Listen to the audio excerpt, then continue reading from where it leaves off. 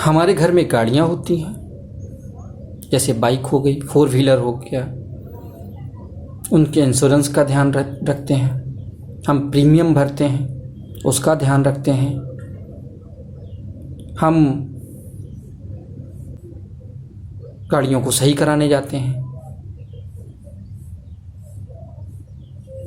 इसके अलावा हम अपना लाइसेंस बनवाते हैं, कई सारे बाहर के काम करते हैं, ऑफिसेस के काम करते हैं।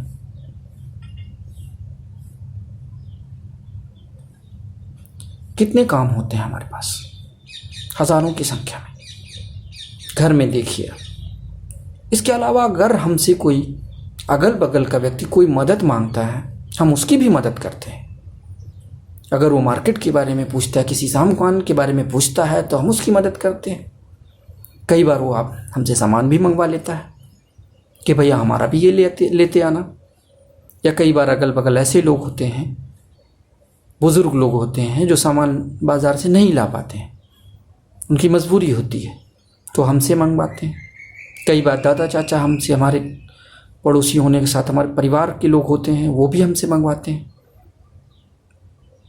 या बाहर का काम हमसे करवाते हैं, वो कई सारे वो हम करते हैं उनके।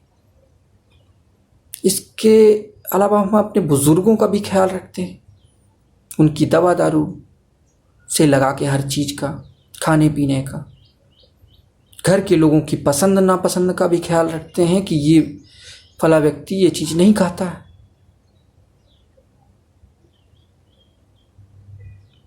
इस प्रकार से हम बहुत सारे काम करते हैं। हम लिस्ट बना लें इन कामों की तो हज़ारों की संख्या में हो जाएंगे, लंबी लिस्ट हो जाएगी। तो अभी हमें क्या करना है, एक टिनी मॉडल के रूप में हमें यही काम आसपास के कुछ घरों के लिए करना है, जितना हम कर सकें।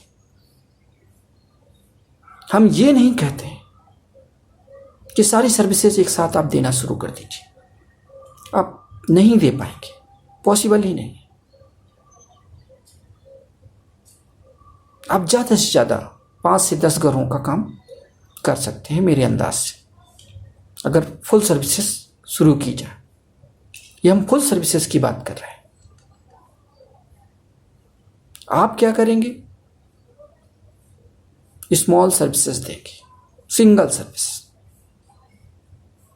आप अपने आसपास के जान पहचान के लोग या फिर ऐसे लोग जिनकी ज़रूरत है, उनको आप कहेंगे कि ठीक है हम आपका सामान लेके आ जाएंगे। आपको सिंपल काम करना है, जो आप घर में कर रहे थे वही दूसरों के लिए करना है। उसमें से भी कुछ चीज़ें शुरू करनी है, जैसे फल सब्जी हम ला रहे हैं, फल सब्जी उनका भी लेके आएंगे। और जब किराना और फल सब्जी उनका लाएंगे तो हम दुकानों को टारगेट करेंगे, अच्छी दुकानों को, वही जो क्वालिटी चेक और ये सब करते थे हम, रियल बार्गेनिंग सब कुछ करेंगे। इसके बाद अगर हम बल्क में सामान किसी दुकान से ले रहे हैं, जब हम 2 सामान खरीदते थे, 4 सामान खरीदते थे, जैसे हमने 5 किलो आलू ली तो हमें 90 रुपए की मिली। जब हम डेली लेंगे उसके यहाँ से 5-5 किलो तो हम उससे 5 रुपये और कम करवा सकते हैं, और वो करेगा दुकानदार, क्योंकि आप उसके बल्क ग्राहक हो गए, आप एक बड़े ग्राहक हो गए। तो जब आप एक बड़े ग्राहक के रूप में उसके पास रोज जाएंगे तो आपका रेट अलग ही रहेगा। बार्गेनिंग के अलावा आपका रेट और कम रहेगा। किसी ने 5 किलो की आलू मंगाई, आपने 90 रुपये उसको दे दिए, आपके कितने बच गए, 5 रुपये बच गए, 85 रुपये में आलू दी उसने। और अगर किसी ने 1 किलो आलू मंगाई, तब भी चूँकि आप ज़्यादा आइटम ले रहे हैं, कई लोगों ने मंगवाई होगी आलू, तो आपको 90 रुपये में 5 किलो पड़ी। आपने किसी को 2 किलो दे दी, किसी को 3 किलो दे दी, किसी को 1 किलो दे दी, तो आपको तो 85 रुपये में ही पड़ेगी।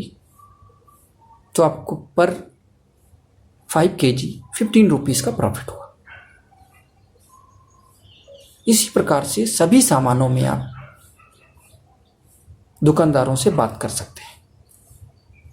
जैसे कि आप अपने लिए बार्गेनिंग करते हैं, तो जब बल्क में सामान लेंगे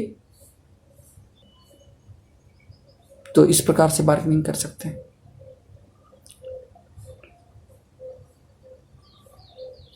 अब इस चीज़ का हमें यहाँ पे ध्यान रखना है कि जो भी ट्रांजैक्शन हो कैश में ही हो। अगर आपको भेज रहे हैं तो कैश ज़रूर दें, आप कैश ज़रूर लेके जाएं, और नहीं तो उनका स्वयं का लाइसेंस होना चाहिए किसी दुकान से कि भाई हम उधार सामान लेते हैं इस दुकान से, फला दुकान से, तो वो भी ला सकते हैं आप।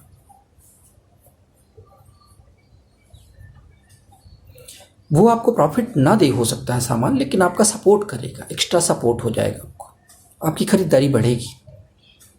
हमें शुरुआत में हर चीज़ प्रॉफिट के लिए नहीं करना है।